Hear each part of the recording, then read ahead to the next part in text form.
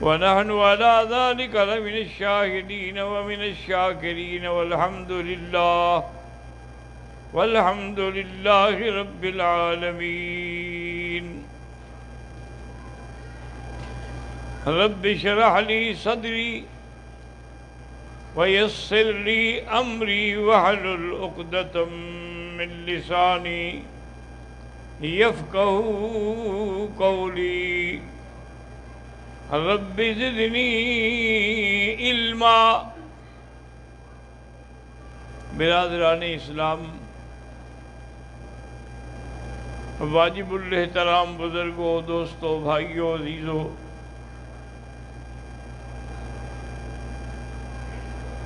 الحمدللہ کل کے درس میں بھی سیدنا امیر المؤمنین عمر بن الخطاب رضی اللہ تعالی عنہ کا ذکر تھا. سیدنا عمر بن الخطاب رضی اللہ تعالی عنہ پر بڑا زور لگایا حضرت ابو بکر نے کہ مہربانی کرو اور خلافت قبول کرو. تو حضرت عمر نے عرض کیا کہ لا حاجت لی، مجھے خلافت کی ضرورت ہی نہیں ہے. حضرت صدیق نے فرمایا ٹھیک ہے تمہیں ضرورت نہیں، فی حاجت لک، خلافت کو تمہاری ضرورت ہے. بہت سارے صحابہ نے سیدنا صدیق سے یہ بھی کہا کہ حضرت عمر بڑے سخت آدمی ہیں، متشدد ہیں، ان کی سختی جو ہے کبھی نقصان نہ پہنچائے خلافت کو. اور نے فرمایا کہ نہیں، جب آدمی پہ بار پڑتا ہے نا، آدمی خود بخود ٹھیک ہو جاتا ہے. حضرت عمر رضی اللہ تعالی عنہ نے منبر رسول پہ کھڑے ہو کے بتلایا کہ بھائی میں نے خلافت قبول کر لی ہے، لیکن ایک شرط ہے کہ اگر کوئی مجھ میں ٹیڑھا پن ہو، کوئی غلطی ہو، فقومونی، مجھے سیدھا کرنا پڑے گا. ایک آدمی تلوار لے کے کھڑا ہوا، اس نے کہا کہ عمر اگر تم ٹیڑھے ہوئے نا، ہم تمہیں سیدھا کرنا جانتے ہیں، میں اپنی اس تلوار سے تمہیں سیدھا کروں گا. حضرت عمر نے کہا الحمدللہ، اللہ تیرا شکر ہے کہ ابھی اس وقت بھی ایسے لوگ ہیں جو مجھے سیدھا کریں گے. اس کے بعد جمعہ کے موقع پر خطبہ دینے سے پہلے آپ نے اعلان کیا کہ اسمعوا واطیعوا، سنو غور سے اور میری اطاعت کرو. ایک بندہ کھڑا ہو گیا، اس نے کہا لا نسمع ولا نطیع، نہ ہم سنیں گے تمہاری، نہ تمہاری بات مانیں گے. انہوں نے کہا کیوں؟ انہوں نے کہا جو آپ نے کل کپڑے تقسیم کیے تھے نا، فی آدمی 2 گز ملے تھے، 2 گز سے قمیص نہیں بن سکتا، آپ کا قمیص کیسے بن گیا؟ فاشار عمر الی ابنہ، آپ نے اپنے بیٹے کو اشارہ کیا. عبداللہ ابن عمر کھڑے ہوئے، انہوں نے کہا میں نے اپنے 2 گز بھی ابا کو دے دیے تھے کہ بھی ان کا قمیص تو پورا ہو جائے. تو پھر اس آدمی نے کہا اذن قل نسمع، کہو اب ہم سنیں گے.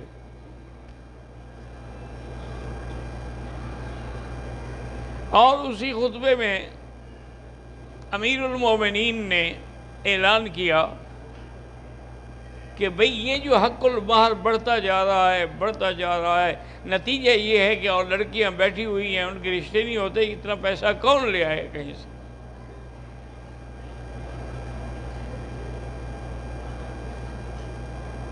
تو اب بھی ہاں بھی یہی عالم ہے، بھئی 1 لاکھ حق المہر ہو، پھر اس کے لیے الگ فلیٹ بنایا جائے، اس کی ڈیکوریشن کی جائے، یہ کریں، وہ 2-3 لاکھ روپے اسی میں خرچ ہو جاتے ہیں. تو کسی غریب کی تو پھر ہمت نہیں ہے نا شادی کرنے کی. آپ فرمائیں یاد رکھو، اگر کسی نے اب حق مہر بڑھانے کی کوشش کی تو میں منبر رسول سے اعلان کرتا ہوں کہ وہ میں حق المہر بھی ضبط کر دوں گا اور ان کو گرفتار بھی کروں گا۔ جب آپ جمعہ کا خطبہ پڑھا کے نماز پڑھا کے باہر نکلنے لگے، مسجد کے دروازے پر ایک بوڑھی عورت نے ہاتھ پکڑ لیا۔ ہم نے کہا بی بی کیا بات ہے؟ اس نے کہا اللہ ہمیں قنطار ڈھیر سارا سونا دیتے ہیں اور عمر روکنے والا ہے۔ اور میں کیا مطلب؟ انہوں نے کہا قرآن میں نہیں ہے آتا ہے تموہن قنطارا فلا تأخذوا منہن شیئا، اگر تم نے اس کو حق المہر میں بہت سونا بھی دیا ہے تو واپس نہ لینا، دے دیا تو اسی کا ہے۔ حضرت عمر کہنے لگے بھی الحمدللہ۔ عمر نہ سمجھ سکا لیکن فہمت العجوزہ المدینہ، ایک بڑھیا نے مسئلہ سمجھا دیا۔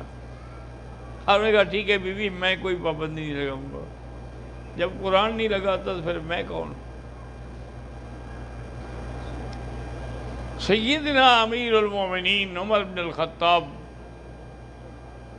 رضی اللہ تعالی عنہ نے 1016 شہر فتح کیے اور 1000 مسجدیں تعمیر کروائیں اور ہر مسجد میں نظام بنایا امام کا، مؤذن کا۔ اسی طرح حضرت عمر رضی اللہ تعالیٰ عنہ نے پانی کا بھی نظام بنایا زراعت کے لیے، جو پرانے ندی نالے تھے ان کی صفائی کرائی اور جہاں نہیں تھے نئے کھدوائے۔ اسی طرح آپ نے عدلیہ کا نظام بھی قائم کیا، ہر علاقے میں قاضی مقرر کیے۔ یہ سارے انتظامات حضرت عمر کے تھے۔ اور اس کے ساتھ ساتھ توحید کے مسئلے میں بھی حضرت عمر بڑے سخت تھے،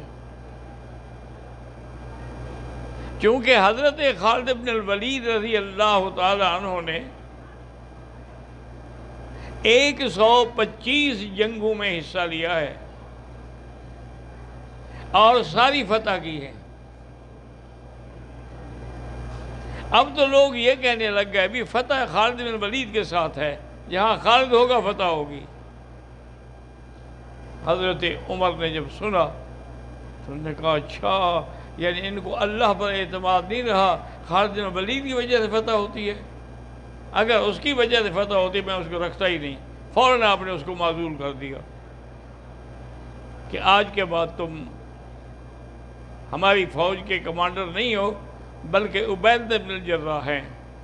لیکن کمال ہے اس شخص کے، اس نے محسوس بھی نہیں کیا اور ایک سپاہی کی حیثیت سے حضرت ابی عبیدہ کے تابع ہو کے لڑنے کے تیار ہو گئے کہ بھی میں اب آپ کا سپاہی ہوں۔ مقصد تو اسلام کے لیے لڑنا ہے، کوئی ضروری تو نہیں کہ کمانڈر بن جاؤں۔ اسی طرح جب سیدنا عمر اللہ کے گھر میں آئے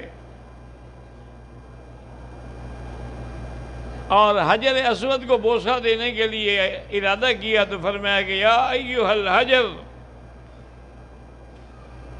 اے حجر انک لا تنفع ولا تضر، نہ تم نفع دے سکتے ہو نہ نقصان دے سکتے ہو۔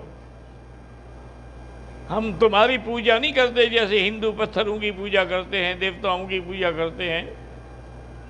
واللہ ما اقبلک، مجھے اللہ کی قسم ہے میں تجھے کبھی بوسہ نہ دیتا اگر میرے مدنی محبوب حضور نے بوسہ نہ دیا ہوتا۔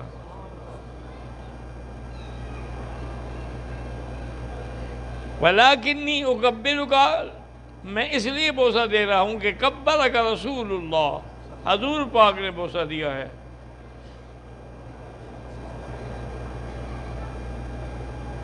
اس لیے کسی شاعر نے بڑی اچھی بات کی ہے کہ تیرے بوسے کو ہم دیتے ہیں بوسہ سنگ اسود پر،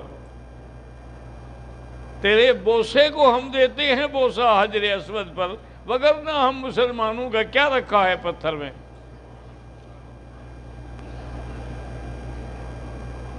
اسی طرح میرے آقا نے جب صلح حدیبیہ کے موقع پر حضرت عثمان کے قصاص کے لیے جس درخت کے نیچے بیٹھ کے بیعت کی تھی، لَقَدْ رَضِيَ اللَّهُ عَنِ الْمُؤْمِنِينَ إِذْ يُبَايِعُونَكَ تَحْتَ الشَّجَرَةِ، اس کا ذکر اللہ کے قرآن میں بھی ہے۔ تو وہ زمانہ گزر جانے کے بعد اب جب لوگ حج کے لیے جانے لگے تو اس درخت کے نیچے بھی جا کے 2 رکعت پڑھتے کہ یہی جگہ ہے جہاں حضور نے بیٹھ کے بیعت کی تھی۔ حضرت عمر کو بتایا کہ آپ نے اس کو جڑوں سے نکال دو، نشان ہی باقی نہ رہے، یہ تو پھر درخت کی پوجا شروع ہو جائے گی۔ تو آپ نے اپنے سامنے کھڑے ہو کر اس کی بنیادیں نکال دیں۔ آپ کے دور میں حضرت دانیال کی قبر جو تھی اتفاق سے بارشوں کے زور کی وجہ سے کھل گئی۔ حضرت عمر کو اطلاع ملی، آپ نے فرمایا ایسا کرو کہ رات کے اندھیرے میں 5-10 قبریں کھودو، کسی ایک میں چپ کر کے ان کو دفن کر دو، اگر ان کی قبر کا پتہ چل گیا تو لوگ سجدہ کرنا شروع کر دیں گے، لوگ منتیں ماننا شروع کر دیں گے۔ تو سیدنا عمر رضی اللہ تعالیٰ عنہ نے جہاں انتظامی معاملات کو سنبھالا، وہاں اللہ کی توحید کے عقیدے کی بھی حفاظت کی۔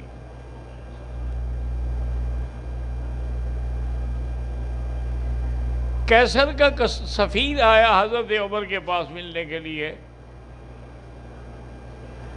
اس نے آ کے مدینے میں پوچھا بھی حضرت کا شاہی محل کہاں ہے، میں نے حضرت کو ملنا ہے۔ انہوں نے کہا حضرت کا تو کوئی محل نہیں، وہ دیکھو کچے کوٹھے نظر آ رہے ہیں، یہ حضرت کے ہیں۔ حیران ہو گیا کہ اتنا بڑا آدمی جس کے نام سے کیسر و کسریٰ کانپتے ہیں، جس کے نام سے دریاؤں کی طغیانیاں رک جاتی ہیں، اس کا یہ گھر ہے۔ آیا پتہ کیا، انہوں نے کہا جی گھر میں تو نہیں ہے۔ انہوں نے کہا پھر مسجد میں ہوں گے، پھر گیا مسجد نبی میں پتہ کیا، انہوں نے کہا یہاں نہیں ہے، البتہ ہم نے دیکھا تھا کہ اس طرف جا رہے تھے۔ وہ کہتا ہے کہ میں بھی ادھر چل پڑا، میں آیا تو دیکھا کہ مٹی پہ سو رہے ہیں اور اینٹ مٹی کی جو ہے وہ سرانے رکھی ہوئی ہے، آدھے بدن پہ دھوپ ہے اور آدھے بدن پہ چھاؤں ہے۔ میری آواز سن کے حضرت عمر بیدار ہوئے، تو میں نے کہا کہ میں کیسر کا سفیر ہوں، آپ سے ملنے آیا تھا، اور 3 جملے اس نے کہے جو آج تک تاریخ میں ریکارڈ ہیں۔ اس نے کہا عدلتا،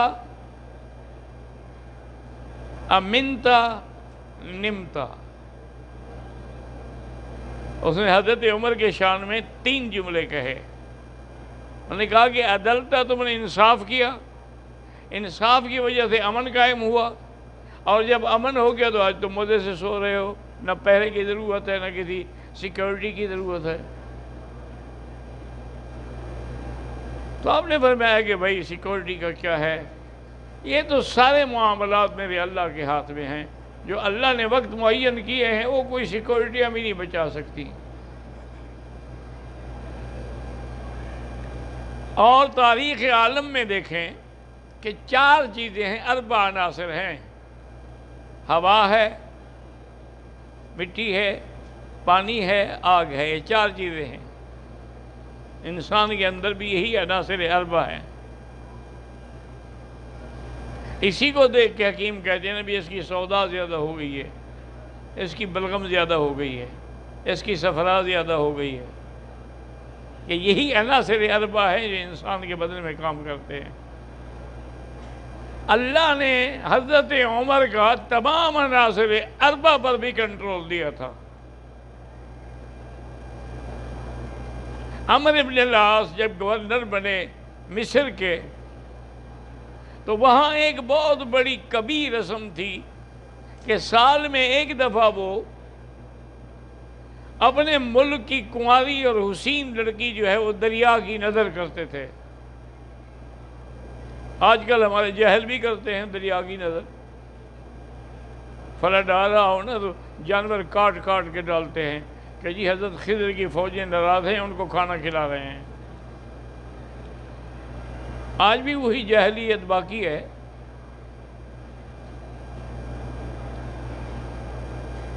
تو اس نے باقاعدہ لوگوں نے بتایا کہ حضرت اگر ہم یہ نہیں کریں گے تو دریائے نیل میں پانی نہیں چڑھے گا، یہ صدیوں سے ہماری رسم ہے۔ اور نے کہا بہرحال ابھی تو نہ کرو، میں حضرت عمر کے پاس آدمی بھیجتا ہوں، وہاں سے جو فیصلہ ہو، تم بھی مانو میں بھی مانوں۔ حضرت عمر کے پاس جب یہ اطلاع پہنچی، آپ نے کاتب کو بلایا اور فرمایا کہ خط لکھو۔ حضرت کس کو لکھوں گا؟ دریا کو۔ دریا کو خط لکھوں؟ دریا میں پانی میں کوئی چیز ڈالو تو بھیگ کے ختم ہو جائے گی۔ اگر آپ لکھو، تم زیادہ تقریر مت کرو۔ من عبد اللہ امیر المومنین عمر بن الخطاب الى بحر النیل ان کنت تجری من امر اللہ فجرے، اگر تم اللہ کے حکم سے چلتے ہو تو چلو، اور اگر تم اللہ کے حکم سے نہیں چلتے ہو، اپنے منشے سے چلتے ہو، تو ہمیں تمہاری کوئی ضرورت نہیں ہے۔ اللہ قادر ہیں کہ ہمیں نیل کے علاوہ بھی پانی دے دیں۔ اور یہ خط لکھ کے بھیجا گورنر کو کہ یہ دریا کے درمیان میں جا کے خط رکھ کے باہر آ جائیں۔ اب سب حیران ہیں کہ بھی دریا پڑھے گا، مٹی پڑھے گی خط حضرت عمر کا، لیکن کوئی حضرت عمر کا انکار تو نہیں کر سکتا تھا نا۔ وہ تو ہر وقت درہ ہاتھ میں رکھتے تھے، درے سے ٹھیک کر دیتے تھے۔ حضرت عمر بن العاص اپنے ساتھ دوستوں کو لے گئے، انہوں نے کہا میرے امیر کا حکم ہے، اب خلیفہ رسول کا حکم ہے، میں تعمیل کروں گا۔ جا کے دریا کے اندر رکھا، آ گئے، صبح تک 16 گز پانی چڑھ گیا نیل کا۔ اتنا پانی پہلے کبھی نہیں چڑھا تھا، اور اس دن سے لے کر آج تک پھر نہیں رکا۔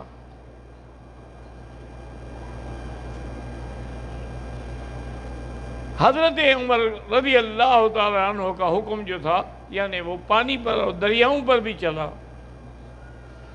ایک دن آپ بیٹھے تھے کہ لوگ پریشان ہو کے آ گئے، کہنے لگے حضرت کے مدینے کے باہر جو پہاڑ ہیں ان سب میں کوئی آگ نکلی ہے بڑی، اور کوئی حل بھی نہیں اس آگ کو بجھانے کا، کیسے بجھائیں؟ حضرت عمر نے کہا کیوں گھبراتے ہو، لے جاؤ چادر، میری چادر جا کے ڈال دو اس پر، اس کو کہو کہ عمر نے چادر بھیجی ہے اور یہ چادر مجھے رسول اللہ نے دی تھی، خبردار اگر اس کے بعد تو چلی تو۔ صحابہ کہتے ہیں کہ ہم چادر لے کے گئے، بس چادر ڈالنے کی دیر تھی کہ آگ بجھ گئی، نشان بھی باقی نہیں رہا۔ اسی طرح ایک دفعہ آگ آئی، اب بھی اس کے نشان موجود ہیں، مدینہ شریف جائیں اللہ نصیب کرے تو جس طرف ایئرپورٹ ہے نا، اس سے اور آگے چلے جائیں 5-7 کلومیٹر، تو وہاں پر آپ کو وہ پہاڑ نظر آئیں گے کہ آدھے پہاڑ سیاہ ہو چکے ہیں پتھر، اور آدھے باقی ہیں۔ وہ بھی اسی طرح ایک آگ آ رہی تھی۔ حضرت عمر رضی اللہ تعالیٰ کو خبر ملی، آپ اپنے گھوڑے پہ بیٹھے، گھوڑا دوڑایا، وہاں پہنچے آگ پہ، اور درہ ہاتھ میں پکڑا ہوا تھا نا، زور سے درہ مارا آگ کہ خبردار آگے حد ہے مدینہ محمد مصطفیٰ کی، آگے نہ بڑھنا۔ جہاں درہ مارا تھا اور جہاں ہاتھی وہیں آگ رک گئی۔ تو آج تک وہ آدھے پتھر جلے ہوئے بھی موجود ہیں اور آدھے بچے ہوئے بھی موجود ہیں۔ حضرت عمر رضی اللہ تعالیٰ عنہ یعنی پانی پر بھی آگ پر بھی آپ کا حکم چلتا تھا۔ ایک دفعہ آپ خطبہ دے رہے تھے جمعہ کا، اور اس خطبے کے درمیان میں فرمایا کہ یا ساریۃ الجبل، نہاوند مدینے سے 1 میل 1 مہینے کا سفر ہے، اور نہاوند میں حضرت عمر کا بھیجا ہوا کمانڈر ساریہ جنگ لڑ رہا تھا کافروں کے خلاف۔ حضرت عمر نے 3 دفعہ فرمایا یا ساریۃ الجبل۔ لوگ سن رہے ہیں، حیران ہیں کہ عمر کو کیا ہو گیا، ابھی خطبے میں یا ساریۃ الجبل، ساریہ تو ہے نہاوند میں۔ جب جمعہ ختم ہو گیا، انہوں نے کہا حضرت کیا بات تھی؟ انہوں نے فرمایا مجھے نے دیکھا کہ نہاوند میں ہماری فوجوں کو شکست ہو رہی ہے، تو میں نے یہاں سے اپنے کمانڈر کو کاشن دیا کہ پہاڑ کو پشت پہ لے کے پھر حملہ کرو۔ بہرحال حضرت عمر انتظار کرتے رہے، آخر ساریہ فتح کے ساتھ واپس لوٹا۔ لوگوں نے پوچھا، انہوں نے کہا کہ جمعہ کا دن تھا، خطبے کا وقت تھا، ہم شکست کھا رہے تھے، حضرت عمر کی آواز آئی کہ یا ساریۃ الجبل، ہم نے پہاڑ کو پشت میں رکھا، دوبارہ حملہ کیا تو اللہ نے ہمیں فتح عطا فرما دی۔ تو وہاں تک اللہ نے حضرت عمر رضی اللہ تعالیٰ عنہ کی آواز جو تھی وہ پہنچا دی۔ اب حضور حج پہ آئے، حج سے جب واپس جانے لگے تو صحابہ کہتے ہیں کہ بڑی لمبی دیر بیٹھ کے دعائیں مانگتے تھے، ہم حیران ہوتے تھے کہ کیا دعا مانگتے ہیں۔ کہتے ہیں کہ ہم نے بھی آہستہ آہستہ سننے کی کوشش کی تو دعا یہی مانگ رہے تھے کہ یا اللہ اب میں بوڑھا ہو گیا ہوں، اب میں نظام خلافت نہیں سنبھال سکتا، اللہم ارزقنی موت الشہادت فی سبیلک وارزق موتی فی بلد رسولک، یا اللہ مجھے شہادت کی موت دینا اور مدینے کا دفن دینا۔ اسی لیے میرے مدنی پاک کی حدیث ہے من استطاع منکم ان یموت فی المدینۃ فلیمت، جو آدمی تم میں طاقت رکھے کہ اس کی موت مدینے میں آئے تو کوشش کرے۔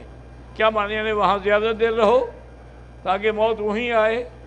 جس کو موت مدینے میں آئے گی تو اس کی میں شفاعت کروں گا۔ اس لیے ایک بزرگ تھے وہاں،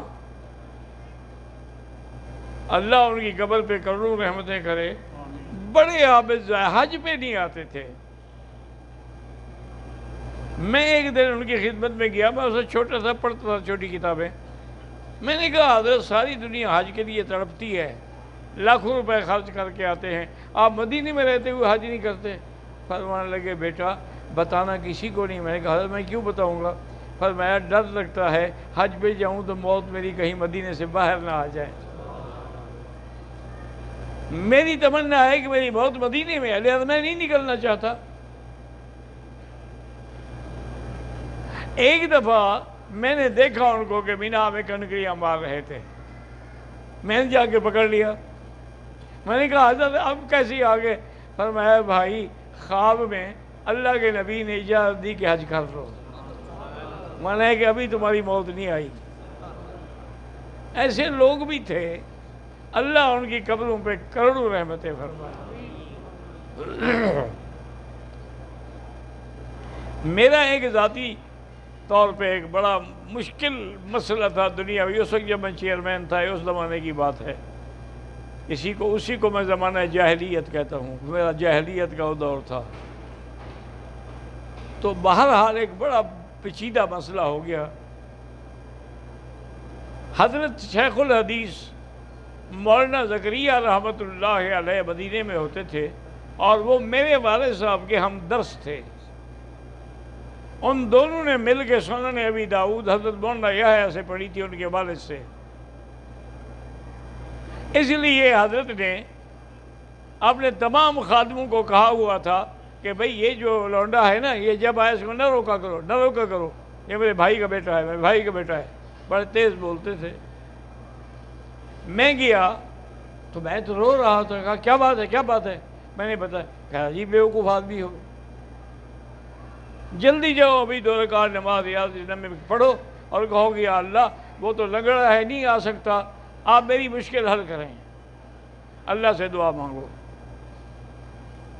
میں جناب گیا، ان کے حکم پر 2 رکعت پڑھی اور دعا مانگی، 2 دن کے بعد مجھے وہاں سے اطلاع مل گئی کہ وہ گورنمنٹ نے آپ کے خلاف جو محاذ بنایا تھا وہ سارا ختم ہو گیا ہے، اس کو انہوں نے ختم کر دیا، انہوں نے کہا ان کو خبر دے دیں اطمینان کے ساتھ جب چاہیں آئیں۔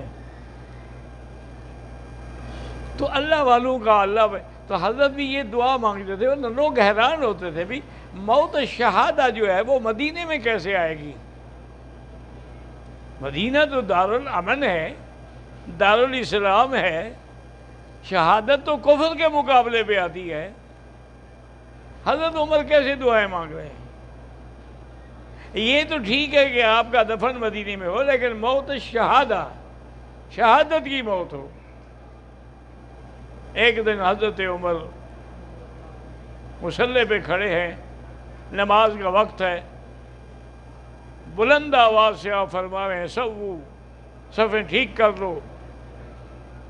اتنی دیر میں ایک ظالم ابو فیروز اللؤلؤ المجوسی، وہ چھپا ہوا تھا، اس نے خنجر سے حضرت کے پورا پیٹ مبارک ایک طرف سے دوسری طرف تک پھاڑ دیا، حتیٰ کہ آنتیں باہر نکل آئیں۔ حضرت عمر نے اپنا ہاتھ آنتوں پہ رکھا، بیٹے کو اشارہ کیا بھی نماز پڑھاؤ۔ بیٹے نے نماز پڑھانی شروع کی، اور جو دور لوگ تھے وہ حیران ہو رہے تھے کہ یہ عمر کی آواز تو نہیں ہے۔ بہرحال نماز ہو گئی، اس کو پکڑنے میں 9 آدمی مزید زخمی ہو گئے۔ حضرت عمر تو ہو چکے تھے۔ آپ نے سب سے پہلے سوال کیا کہ بھئی مجھے جس نے مارا ہے وہ کافر ہے یا مسلمان ہے؟ انہوں نے کہا جی وہ کافر ہے ابو لؤلؤ مجوسی۔ فرمایا فزت ورب الکعبہ، رب کعبہ کی قسم میں کامیاب ہو گیا، میں شہید ہو گیا، کافر کے ہاتھ سے مر رہا ہوں نا۔ حضرت عمر رضی اللہ تعالیٰ عنہ نے 6 آدمیوں کی کمیٹی بنائی کہ ان 6 میں سے کسی کو خلیفہ چن لو۔ اس کمیٹی میں ان کے بیٹے کا نام بھی شامل تھا، لیکن فرمایا میرے بیٹے کو خلیفہ نہ بنانا، یہ نصیحت فرمائی۔